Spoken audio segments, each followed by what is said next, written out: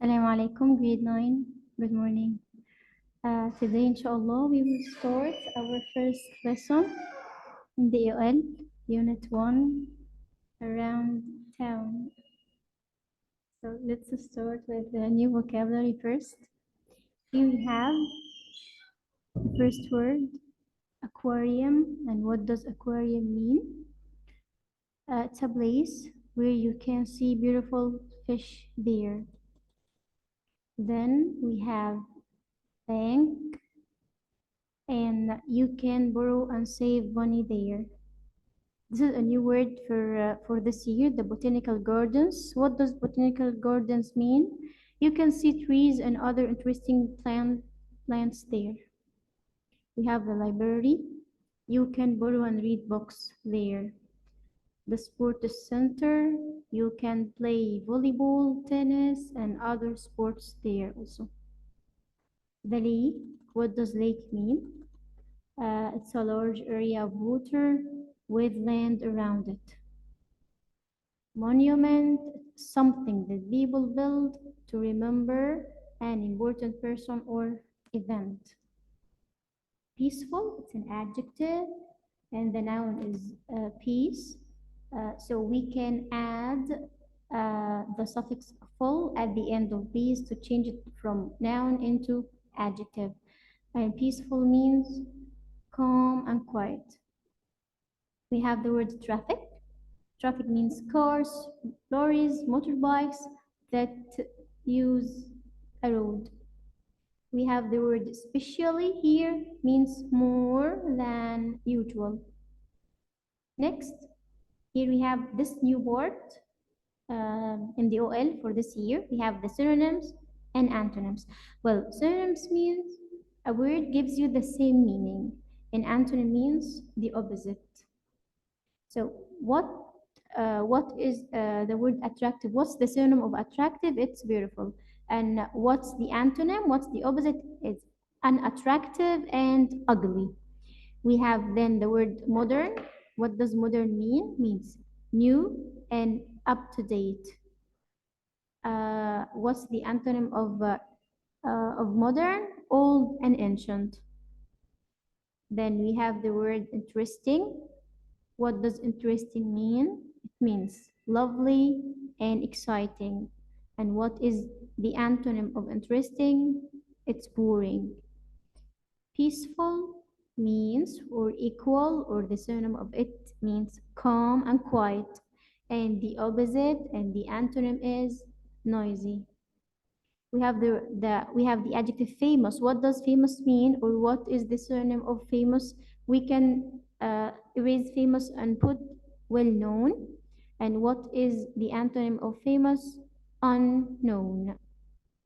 We have here the word borrow means take, and the opposite is lend. After that, we have here this part, the prefix and suffix. Prefix and suffix are, as you know, some letters we add them at the beginning of the sentence, or at the end of, at the beginning of the word, or at the end of the word. Maybe if you want to change it from adjective into noun, or from a noun into a verb, or from an adjective into a verb, or to bring the noun or the adverb or the adjective. Okay, first we have the first full. What's the function? What's the usage of full? We use it to form the adjective from the noun or from the verb. Like we have here the word care. If we want to change care into an adjective, we put full, so it will be careful. You have here the verb help. In order to change it into an adjective, we put full, so it will be helpful.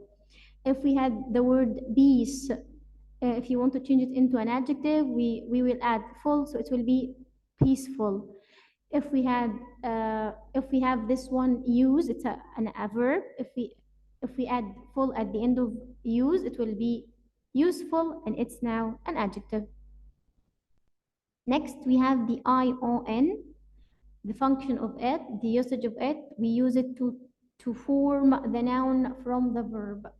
Like you have here the verb pollute, it will be pollution, and direct direction. So now they are noun.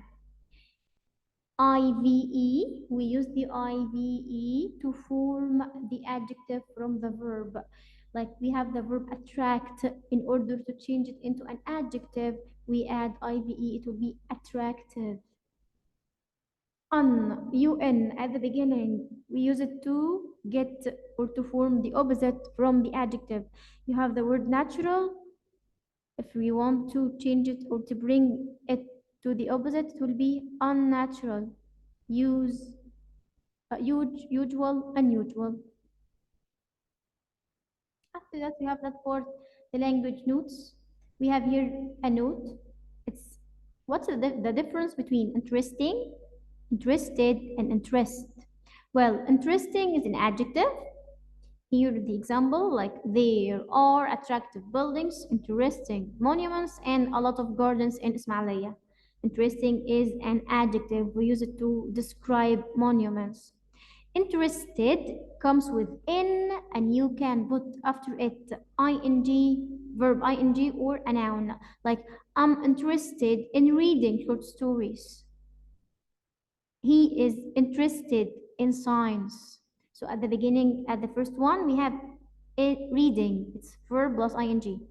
And the second one is science. It's a noun. So we can say interested in, and after in you can put verb plus ing or a noun.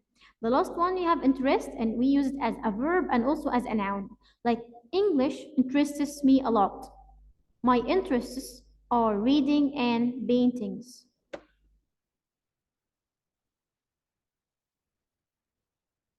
Next, what's the difference between get, reach, and arrive? Well, both of them all have the same meaning in Arabic, but there's some difference in the structure.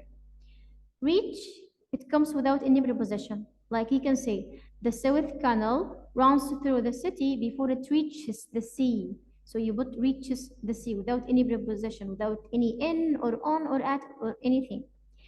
Then next one, you have arrive. You can say arrive with at or in. We say arrive at with small places like what? Like the village, small city, the school. The example is he arrived at school on time. He arrived at school. It's a small place. Arrive in, we use it with the big place like the big city or the country. You can say they arrived in Alexandria on Wednesday. Arrived in an Alex. Alex is a big city. So actually we're gonna use arrive in. Get, we have get.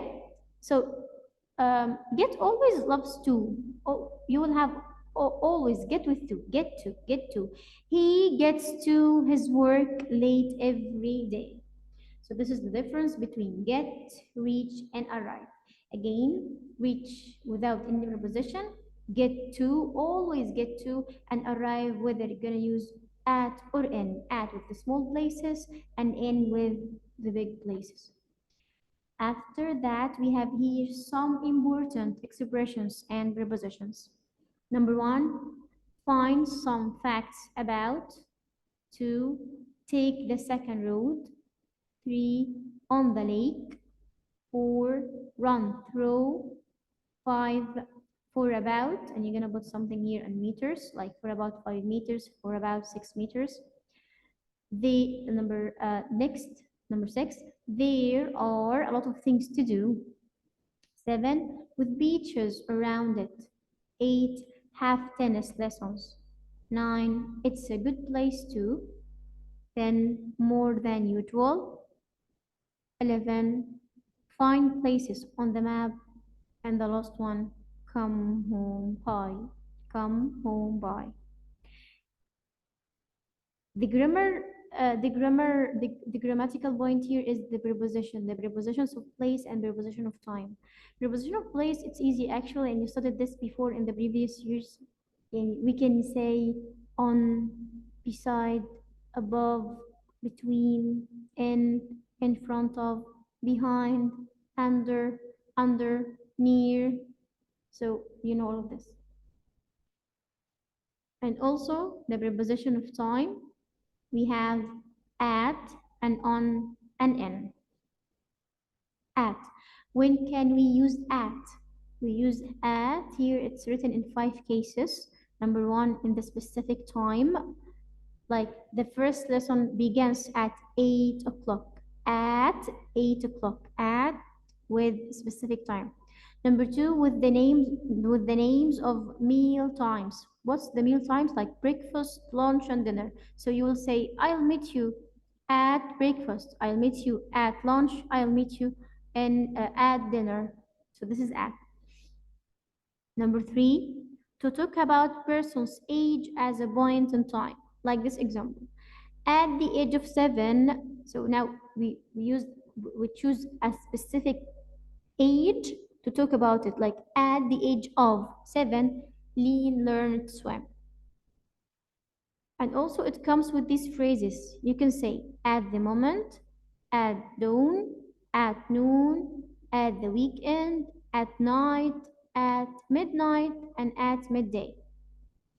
Number 5, we use it before the holidays, like what? Which holidays? You can say at Christmas and at Thanksgiving.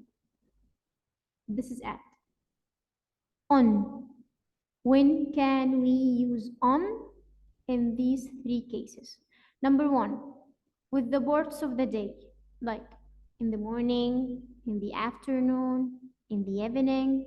Okay, and of course we said the last period of the day, night, it comes with at.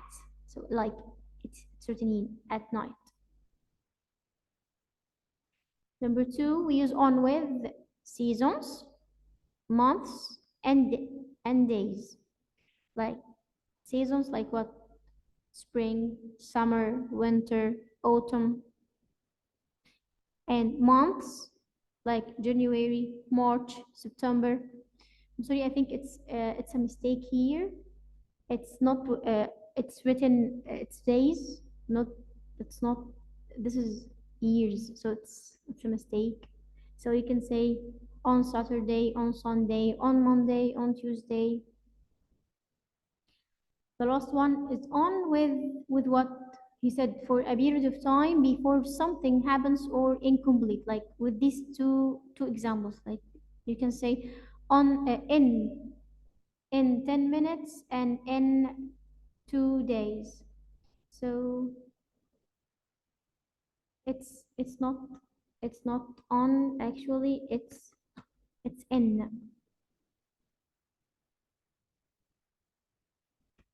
It's in.